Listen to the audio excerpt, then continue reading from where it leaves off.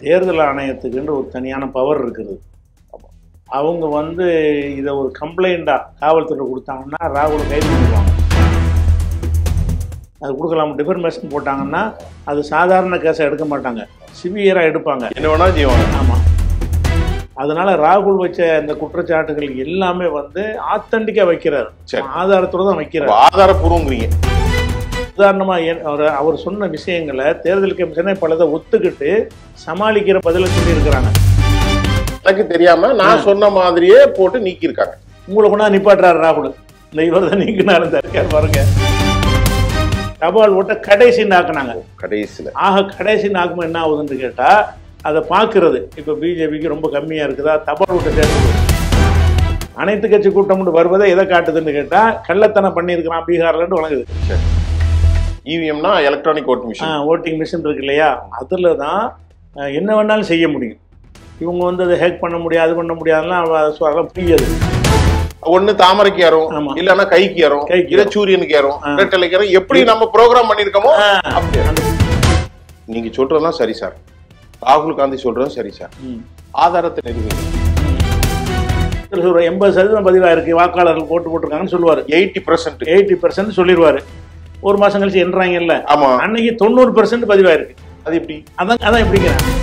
நீங்க சொல்றத பார்த்தா நீங்க தேர்தல் கமிஷன்ல இருந்து பணியாற்ற அதிகாரி மாதிரில சொல்றீங்க. அதுல நான் சொல்லல, கண்டிப்பா இது ஜனநாயகமே இல்லை. எதுக்காக போடாரி உசுர கொடுத்து வாங்கினாங்களோ அதுக்கு அர்த்தம் இல்லாம போகுது. என் கருத்துக்கு என் ஓட்டுக்கு மதிப்பில்லாட்டி என்ன இருக்கு?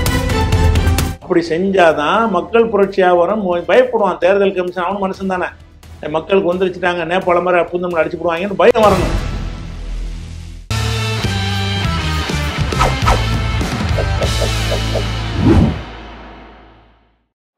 இன்றைக்கு நாம் இந்திய அரசியல் குறித்து மிக முக்கியமாக பேராசிரியர் பி ஜெய்னுல் அப்தீன் அவர்களிடத்துல பல கேள்விகளை கேட்க போறோம். இந்த நிகழ்ச்சிக்காக பேராசிரியர் ஜெய்னுல் அப்தீன் அவர்களை வரவேற்கிறோம். சார் வாங்க. சார், இப்போ முக்கியமா உங்கள்கிட்ட நான் கேட்க போற கேள்வி,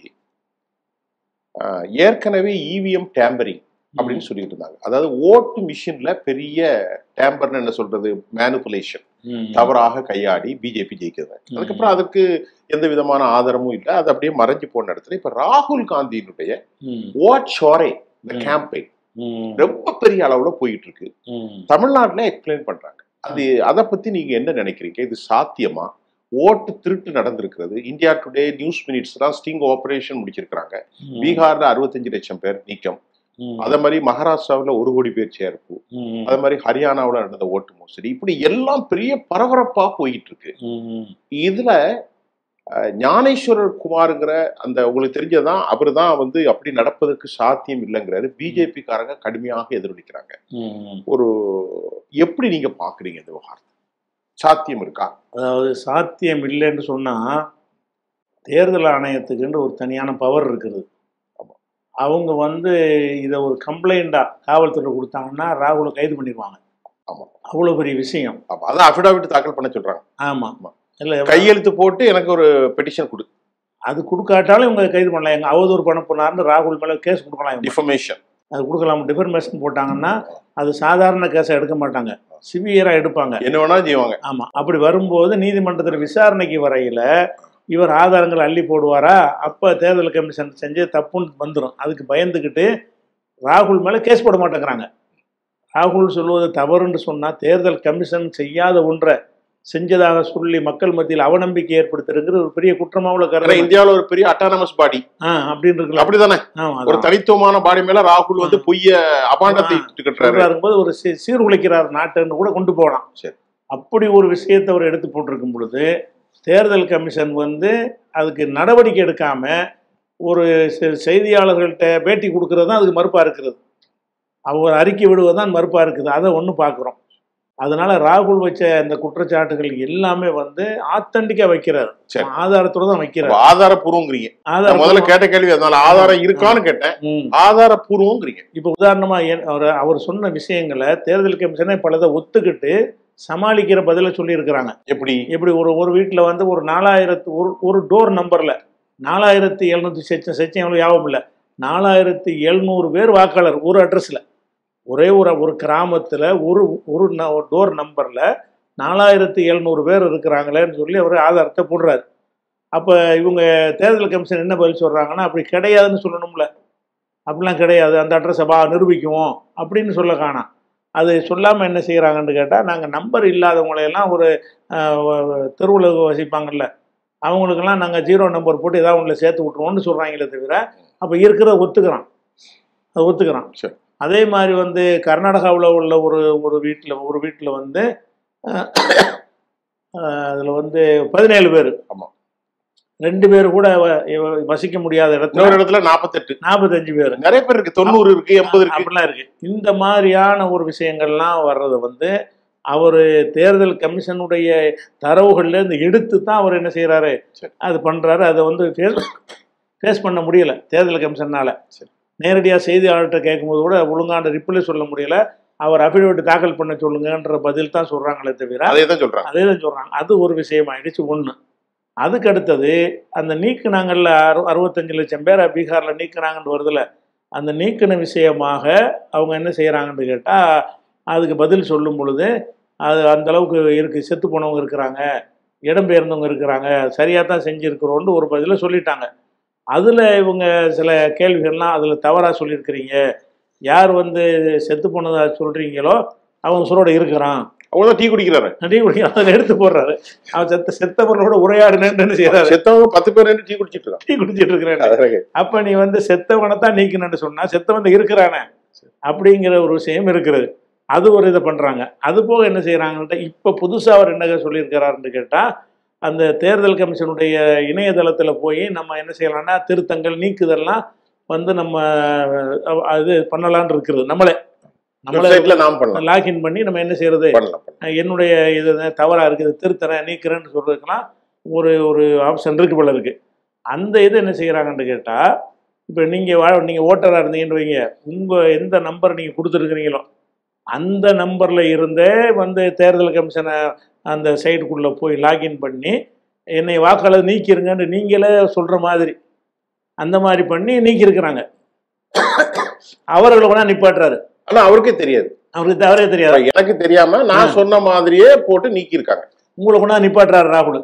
இந்த இவர் தான் நீக்கினாலும் இருக்காரு பாருங்க, இவர் தான் நீக்கினதா போட்டிருக்கிறாங்க, அவர்கிட்ட கேளுங்கிறாரு. அவர் என்ன செய்யறாரு, இல்லைங்க நான் எந்த ஒரு அப்ளிகேஷன் கொடுக்கவே இல்லை அப்படிங்கிற மாதிரி எல்லா விஷயம்லாம் வந்திருக்குது. அப்படி வந்த பிறகு நினைஞ்சிருக்கிறாங்கன்னு கேட்டா, இப்ப வந்து தேர்தல் கமிஷன் வந்து கொஞ்சம் பின் வாங்கிட்டாங்க. அது எப்படி பின்வாங்க, எப்படி என்னென்ன பின் வாங்கியிருக்காங்கன்னு கேட்டா, அந்த தேர்தல் கமிஷன்ல முக்கியமான போது தபால் ஓட்டுன்னு ஒன்று இருக்கிறதுல, இந்த தபால் ஓட்டை வந்து ஒரு 20 வருஷத்துக்கு முன்னாடி எல்லாம் முதல்ல எண்ணுவாங்க. தபால் ஓட்டு தான் லீடிங்னு ஃபர்ஸ்ட் போடுவாங்க. 8 மணிக்கு கவுனிங்னா 7:30 மணிக்கு தான் தபால் எண்ணிக்கை போயிட்டு இருக்கும். 1/2 மணி நேரத்துல வந்துடும். அதுக்கப்புறம் அது தோத்து போற கட்சி தபால் ஓட்டுல இருக்கும் மாறி வருமோ அப்படி சொல்லுவாங்கல்ல. இது வந்து ஒரு 20 வருஷத்துக்கு முன்னாடி. பிறகு என்ன செய்யறாங்கன்னா மாத்தி தபால் ஓட்டை கடைசி நாக்குனாங்க.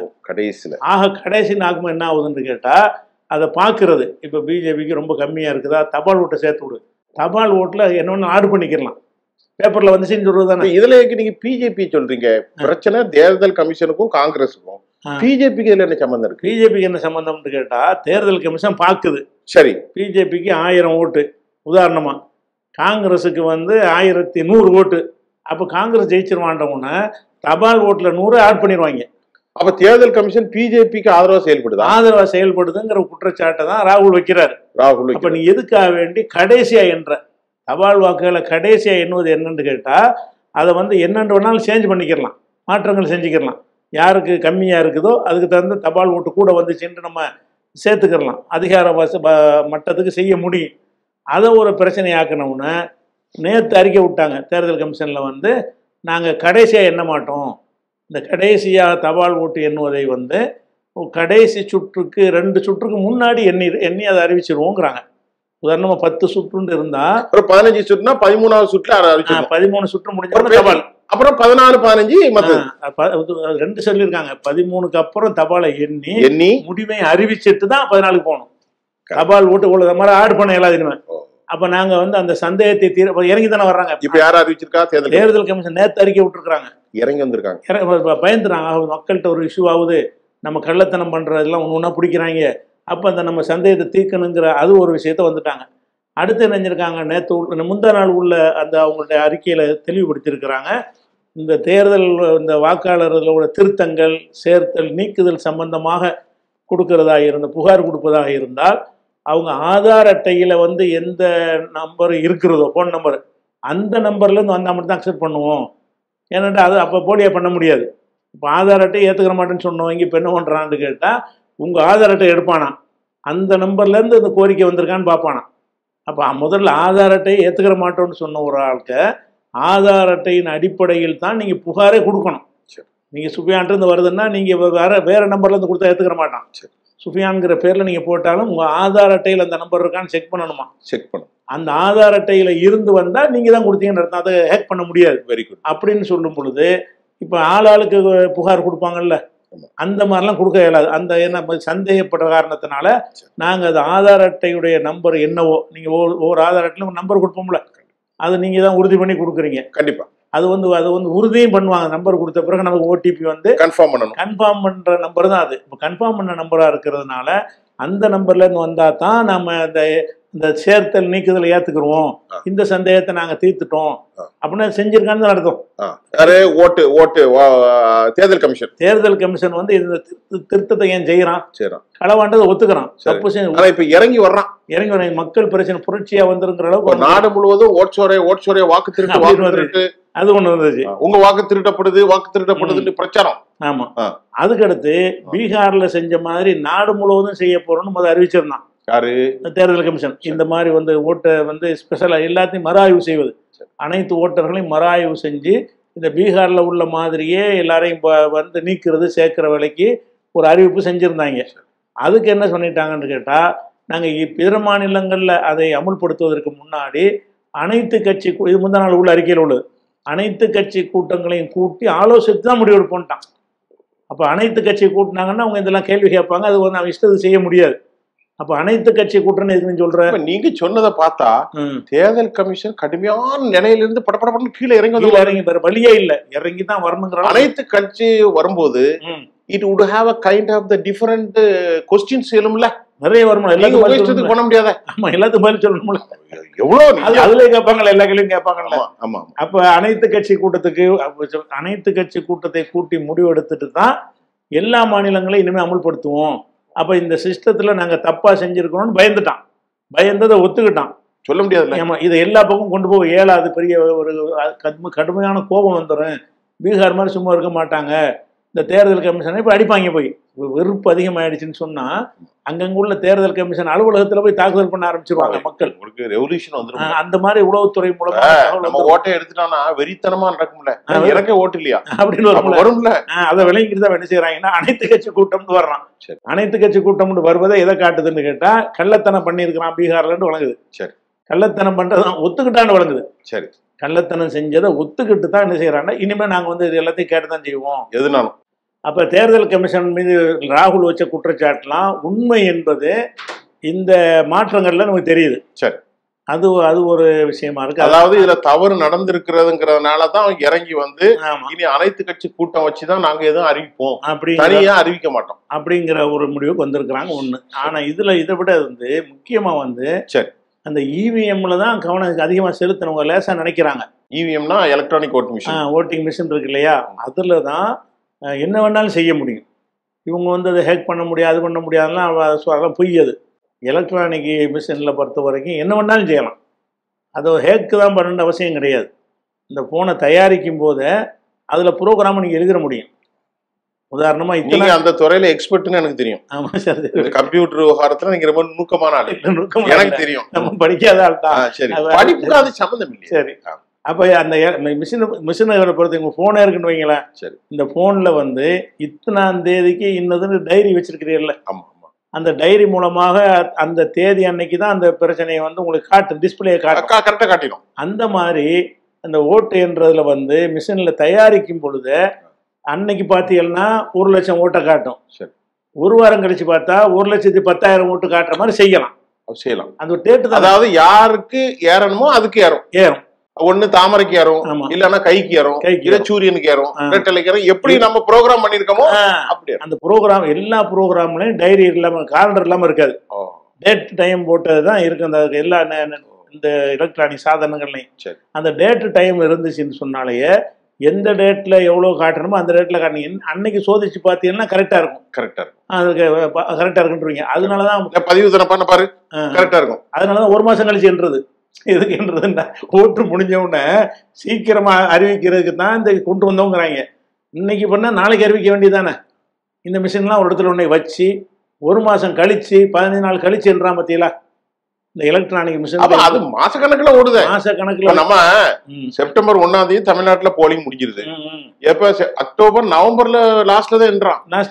2 மாசம் டைம். அதுக்கடையில அவ்வளவு மாநிலம் ஓடுதா இல்லையா? 7 கட்டம் 8 கட்டம் அப்படி இருக்கு. அப்ப அந்த 2 மாசத்துக்குள்ள டைரி போட்டிருக்கான். அந்த டேட்ல தான் அது மாறும். என்னைக்கு அவன் செஞ்சிருக்கிறான்னு அதை ஒட்டி மாறிக்கிறோம்.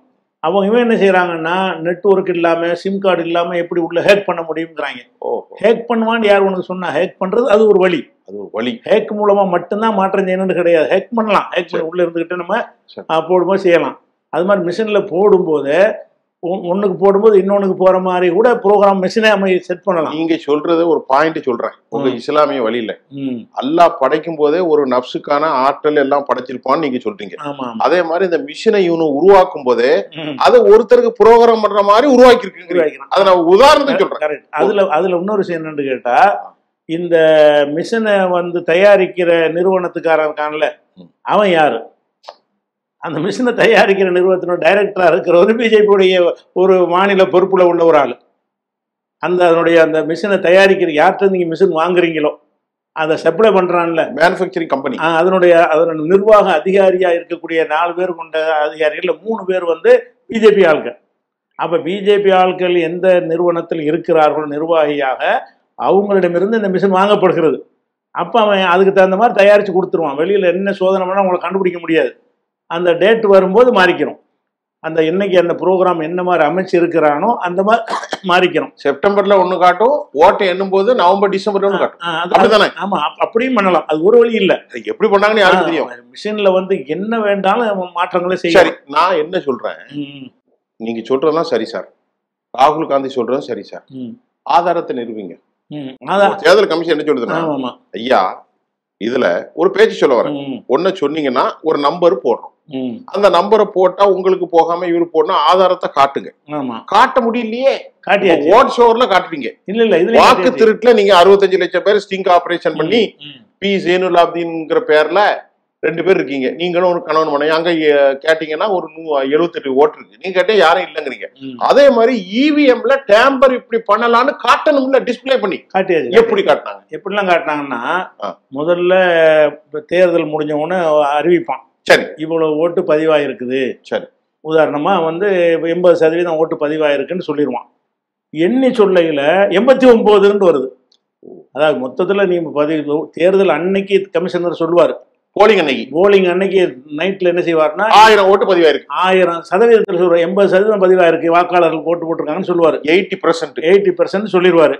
ஒரு மாசம் கழிச்சு என்றாங்கல்ல, அன்னைக்கு 90% பதிவாயிருக்கு. அது எப்படி? அதான் எப்படிங்கிறேன். அதை நான் சொல்லிட்டேன், டைரி சொல்றேன்ல, அது ஆதாரம். இதை விட ஆதாரம் என்ன கேட்பான்ல, ஐயா நாங்க கையெழுத்து போடும்போது 80% தானே, இப்ப மண்ணடியில 90. இப்ப துறைமுகம் தொகுதியா இது துறைமுகம் தொகுதி தானே, துறைமுகம் தொகுதியில 15வது வார்டா ஒரு பேச்சுக்கு சொல்றோம், இந்த வார்டுல 78%னா அது எப்படி 2 மாசம் கழிச்சு 88% வரும்? அதான் கேள்வி. அது எப்படி 90 வரும்?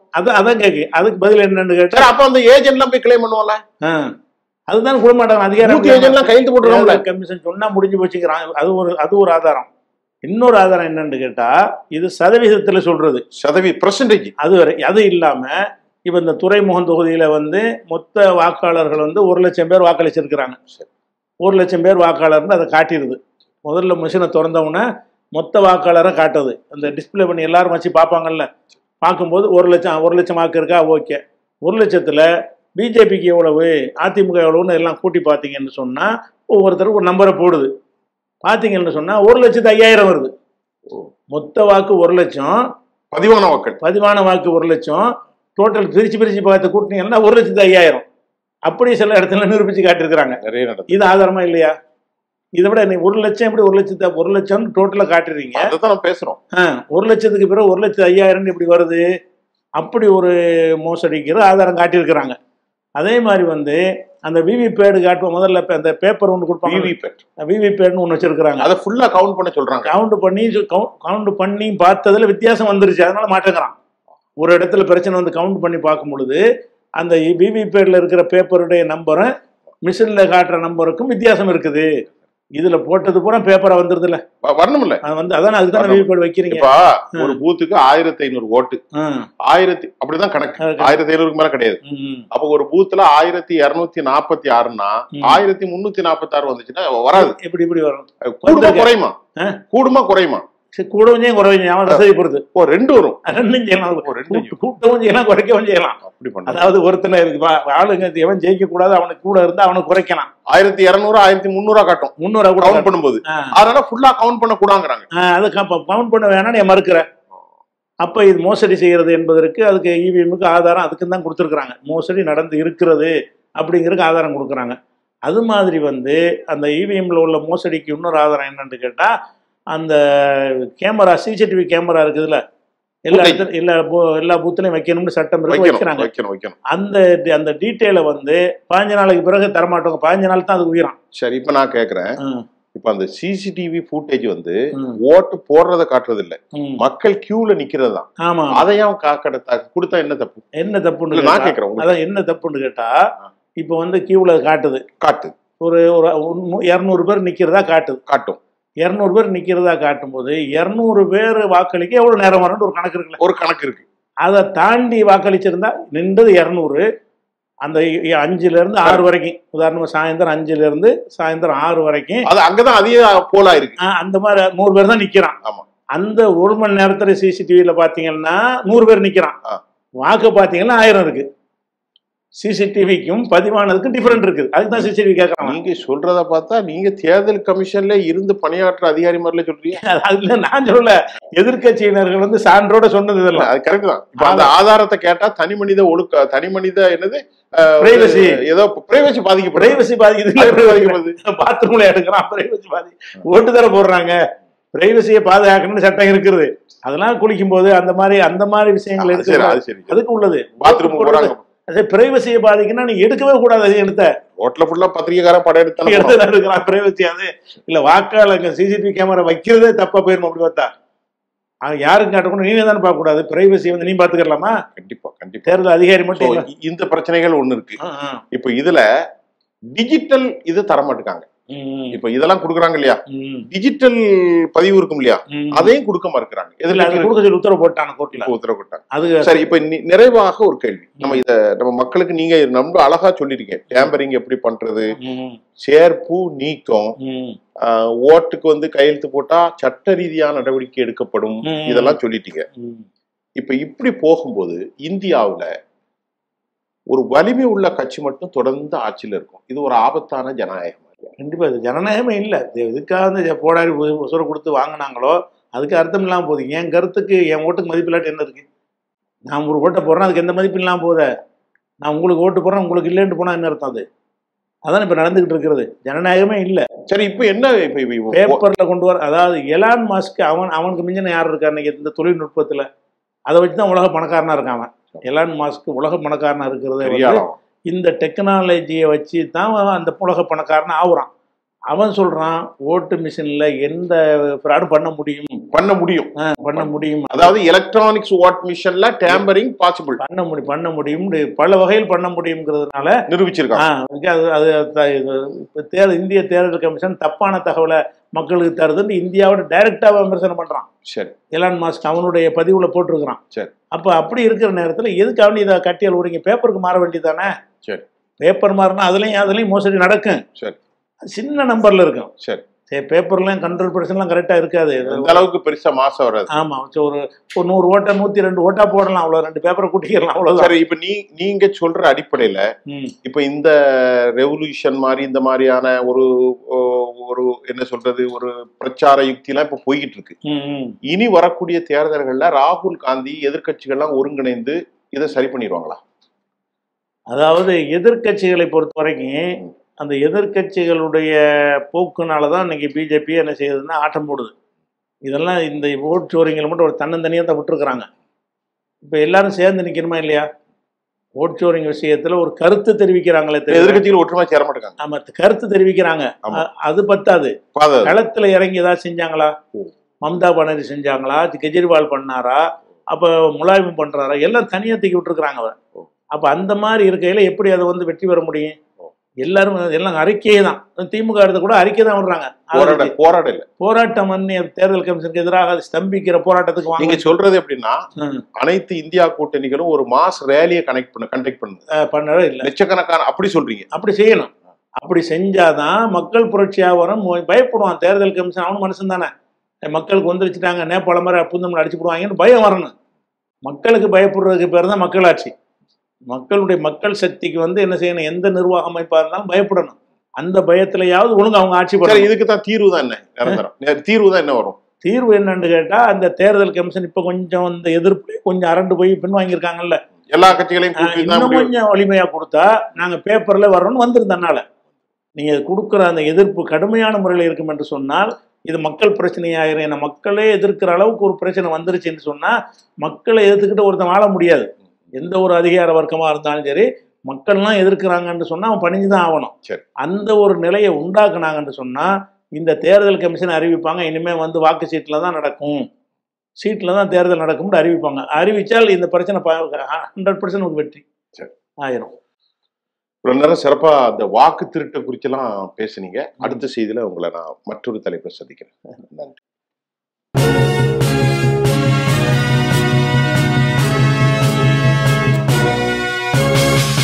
உடனுக்குடன் அப்டேட் தெரிந்து கொள்ள ஜெம் டிவி தமிழ் ஆப்பை இன்ஸ்டால் செய்யவும்.